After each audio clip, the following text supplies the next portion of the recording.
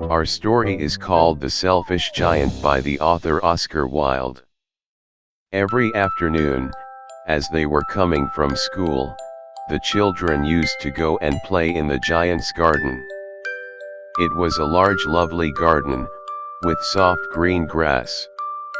Here and there over the grass stood beautiful flowers like stars, and there were 12 peach trees that in the springtime broke out into delicate blossoms of pink and pearl, and in the autumn bore rich fruit. The birds sat on the trees and sang so sweetly that the children used to stop their games in order to listen to them. "How happy we are here," they cried to each other. One day the giant came back. He had been to visit his friend the Cornish ogre, and had stayed with him for 7 years. After the 7 years were over, he had said all that he had to say, for his conversation was limited, and he determined to return to his own castle. When he arrived, he saw the children playing in the garden. "What are you doing there?" he cried in a very gruff voice, and the children ran away. "My own garden is my own garden," said the giant, "anyone can understand that, and I will allow nobody to play in it but myself."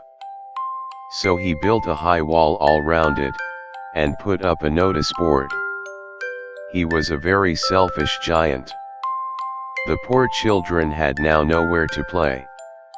They tried to play on the road, but the road was very dusty and full of hard stones, and they did not like it. They used to wander round the high wall when their lessons were over, and talk about the beautiful garden inside. "How happy we were there," they said to each other. Then the spring came, and all over the country there were little blossoms and little birds. Only in the garden of the selfish giant it was still winter. The birds did not care to sing in it as there were no children, and the trees forgot to blossom. Once a beautiful flower put its head out from the grass, but when it saw the notice board it was so sorry for the children that it slipped back into the ground again, and went off to sleep. The only people who were pleased were the snow and the frost. "Spring has forgotten this garden," they cried, "so we will live here all the year round." The snow covered up the grass with her great white cloak, and the frost painted all the trees silver. Then they invited the north wind to stay with them, and he came. He was wrapped in furs, and he roared all day about the garden, and blew the chimney pots down.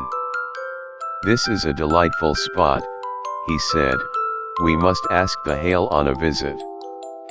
So the hail came. Every day for 3 hours he rattled on the roof of the castle till he broke most of the slates, and then he ran round and round the garden as fast as he could go. He was dressed in grey, and his breath was like ice. "I cannot understand why the spring is so late in coming," said the selfish giant, as he sat at the window and looked out at his cold white garden. "I hope there will be a change in the weather." But the spring never came, nor the summer. The autumn gave golden fruit to every garden, but to the giant's garden she gave none. "He is too selfish," she said. So it was always winter there, and the north wind and the hail, and the frost, and the snow danced about through the trees. One morning the giant was lying awake in bed when he heard some lovely music. It sounded so sweet to his ears that he thought it must be the king's musicians passing by. It was really only a little linnet singing outside his window, but it was so long since he had heard a bird sing in his garden that it seemed to him to be the most beautiful music in the world.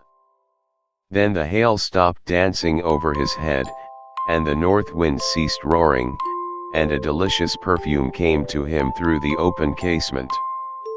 "I believe the spring has come at last," said the giant, and he jumped out of bed and looked out. What did he see? He saw a most wonderful sight. Through a little hole in the wall the children had crept in, and they were sitting in the branches of the trees.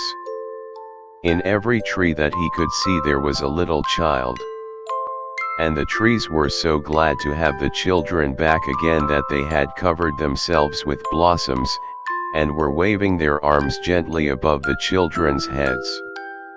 The birds were flying about and twittering with delight, and the flowers were looking up through the green grass and laughing. It was a lovely scene, only in one corner it was still winter. It was the farthest corner of the garden, and in it was standing a little boy. He was so small that he could not reach up to the branches of the tree, and he was wandering all round it, crying bitterly. The poor tree was still quite covered with frost and snow, and the north wind was blowing and roaring above it. "Climb up, little boy," said the tree, and it bent its branches down as low as it could, but the boy was too tiny. And the giant's heart melted as he looked out. "How selfish I have been," he said, "now I know why the spring would not come here. I will put that poor little boy on the top of the tree, and then I will knock down the wall, and my garden shall be the children's playground forever and ever." He was really very sorry for what he had done. So he crept downstairs and opened the front door quite softly, and went out into the garden. But when the children saw him they were so frightened that they all ran away, and the garden became winter again. Only the little boy did not run, for his eyes were so full of tears that he did not see the giant coming. And the giant stole up behind him and took him gently in his hand, and put him up into the tree. And the tree broke at once into blossom, and the birds came and sang on it, and the little boy stretched out his 2 arms and flung them round the giant's neck, and kissed him. And the other children, when they saw that the giant was not wicked any longer, came running back, and with them came the spring. "It is your garden now, little children," said the giant, and he took a great axe and knocked down the wall. And when the people were going to market at 12 o'clock they found the giant playing with the children in the most beautiful garden they had ever seen. All day long they played, and in the evening they came to the giant to bid him goodbye. "But where is your little companion?" he said, "the boy I put into the tree." The giant loved him the best because he had kissed him. "We don't know," answered the children, "he has gone away." "You must tell him to be sure and come here tomorrow," said the giant. But the children said that they did not know where he lived, and had never seen him before, and the giant felt very sad. Every afternoon, when school was over, the children came and played with the giant. But the little boy whom the giant loved was never seen again. The giant was very kind to all the children, yet he longed for his first little friend, and often spoke of him. "How I would like to see him," he used to say. Years went over, and the giant grew very old and feeble.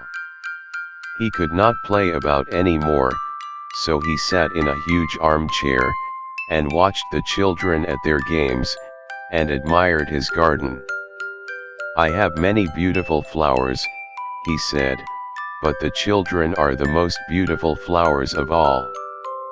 One winter morning he looked out of his window as he was dressing. He did not hate the winter now, for he knew that it was merely the spring asleep, and that the flowers were resting. Suddenly he rubbed his eyes in wonder, and looked and looked. It certainly was a marvelous sight. In the farthest corner of the garden was a tree quite covered with lovely white blossoms.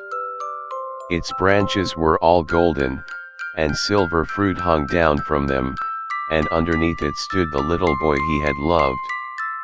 Downstairs ran the giant in great joy, and out into the garden.